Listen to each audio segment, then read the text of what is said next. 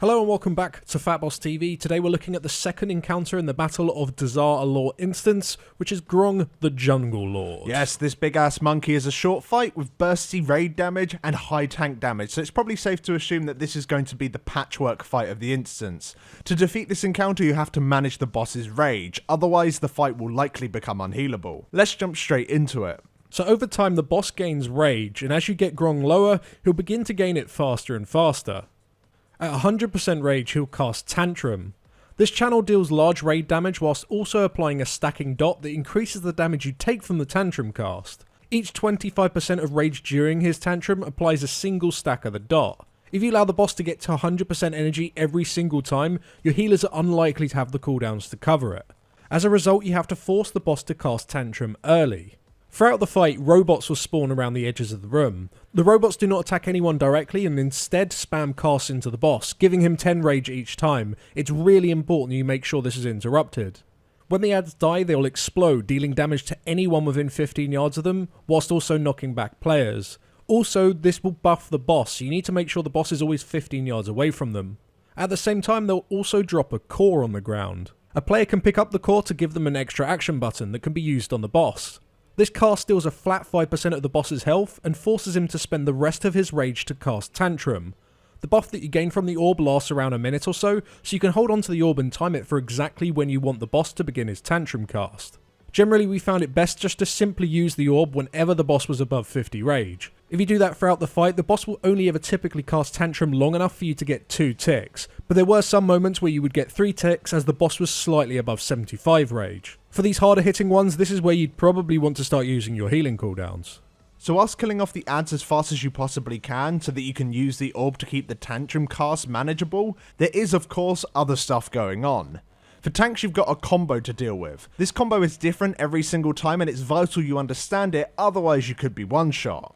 So the combo consists of 4 attacks. The first 3 are random, each cast could either be a smash or a bite. It could also consist of only 3 bites, but we do not think it could be 3 smashes, which makes sense because the bestial smash deals a flat amount of physical damage to the tank and applies a debuff which increases the damage you take from that ability by 500%. So yeah, if you have to deal with more than one of them at any given time, you'll probably get one shot. The bite that we was talking about, the rending bite, applies a physical damage dot for 10 seconds and of course this can stack. So as you can imagine, with each cast being random, this can get pretty nasty. If you have 3 bites in a row, one of the tanks is going to have to take at least 2 stacks of the dot and will probably need to use a cooldown to be healthy. The best way we found to deal with these 3 casts is just to react quickly and taunt based off the previous cast. If a single tank is about to take more than one of the smashes or bites, simply taunt and that will make it manageable. Just hope that it's not going to be the same ability 3 times in a row, because if it is, like I said earlier, be ready to use a large cooldown or some externals. Now at the end of the 3 casts, he will always cast Bestial Throw. This deals physical damage to you over 5 seconds and afterwards you're thrown at a random player in the raid, dealing drop off damage to the entire raid. If you're targeted, you do receive a debuff to let you know that the tank is about to be thrown at you, so during that 5-second cast, move as far from the raid as you can just to reduce the incoming damage. Now on top of this, throughout the fight, the boss will cast Ferocious Roar on a timer. This cast deals a small amount of damage to the raid, but it also fears anyone who is not near another raid member for 5 seconds. Because of this, and because we didn't really have any timers, we just decided to remain stacked throughout the entire fight to counter this. This does make the other 2 mechanics that are in the fight a little bit more annoying to deal with. The boss will cast Reverberating Slam on a random nearby melee player. This deals a large amount of physical damage and leaves behind a patch that will explode shortly afterwards that deals much larger damage. To reduce incoming raid damage, you want to spread into some groups in melee to prevent all of you from being hit by this. Range players will be targeted by Flying Ape Wranglers with Seeker missiles.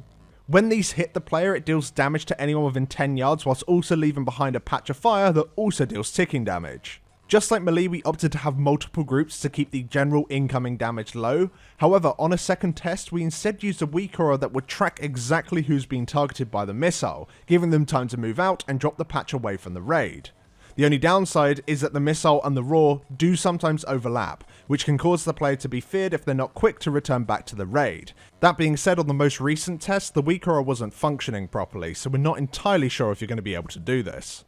But overall, that's the encounter. For the most part, it seems all about managing the tantrum and making sure you never see a 100% rage cast. So What do we think? Yeah, I like the encounter. I think the tank cast being random each time is a really, really nice touch. I don't usually tank, but I know that a typical fight with tank swap mechanics through the form of debuffs are normally quite mundane, as, you know, it's completely predictable. Right. The way they've done it with this boss, you need to pay really close attention to each cast and react fast to stop the other tank from dying, which is definitely more engaging gameplay for your tanks. Also, the ability to control the tantrum cast with a cause as like the fundamental mechanic of the fight, I think is actually quite fun, especially for your healers. Yeah. Being able to decide exactly when the mechanic hits, especially one that deals a massive amount of damage, is definitely fun. And it's going to be interesting to see how different guilds deal with this, especially on Mythic, where you have 2 cores to play with rather than just the one.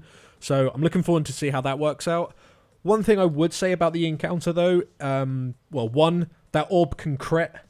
Yeah, yeah, that's a little bit busted. Our rogue occasionally would just do 10% of the boss's health rather than 5%, which wasn't great. I'm going to guess that they're going to change that. Yeah, I mean, I hope to hell they change that. Yeah. And also, I'd say the fear timing is generally pretty good, but the rough overlaps with like the tank throw and the missiles can be pretty rough, especially for heroic. Yeah. I'd like them to readjust that, because otherwise right now you either need to have someone escort the guy with the missiles out so they don't get feared, or someone to run to the current tank that hasn't been thrown so he doesn't get feared. I think that's just a bit of a tedious job that I don't think anyone really wants to do. So it'd be nice if they just changed that overlap. And finally, I would say is that I hope to hell they don't tune this boss to be, you know, a damage check. Yeah, it's a little bit rough because, of course, this is a very early boss in the instance and it's in a linear part of the instance. You can't choose to skip this boss and go to another one. And considering it's second for Horde or third for Alliance, if it's a huge damage check on Mythic or on Heroic, guilds are just going to get stuck here and not get to experience other parts of the instance, which might, like, for quite a lot of people, might find a little bit more engaging, a little bit more crazy. Not saying that the boss isn't fun, but, you know, it's nice to get past the patchwork fight. Like, oh, okay, we've executed it properly. Everyone's alive. We didn't let 100 rage tantrums go off loads of different times. So, you know, that should be enough to go through the fight as long as your healers are coordinated enough when they're cooldown. So I completely agree with you on that one. One thing to say about this fight generally, though, is that it's actually received a ton of changes over its course of the PTR cycle that it's been on. And it looks like they might even be doing some more. They've actually added a new tooltip for this boss called Smash, which might be replacing his current Smash right now. And it does a frontal cleave, meaning that the tanks might not be able to stand on top of each other during the combos, which means if he roars during the combo, how are you going to deal with that? So it might be another layer of trying to like figure out how the tank's going to cuddle each other when they can't really stand on each other properly. So, you know, it's going to be interesting to see exactly how this boss plays out. But overall, would you say it's a good encounter? Yeah, I would do. Yeah, it's so. fine. And I think once either we get timers and work out some strategies to deal with some of the really bad raw overlaps, or maybe they'll change some of those raw overlaps and maybe just keep the horrible ones to Mythic, make the heroic ones a little bit nicer. Yeah, I think it's going to be great. It's going to be a solid fight. Well, thanks for watching, guys. We'll have previews for the next bosses coming out over the next few days, so keep an eye on the channel, and we'll see you in the next one. Thanks for watching. Thanks for watching.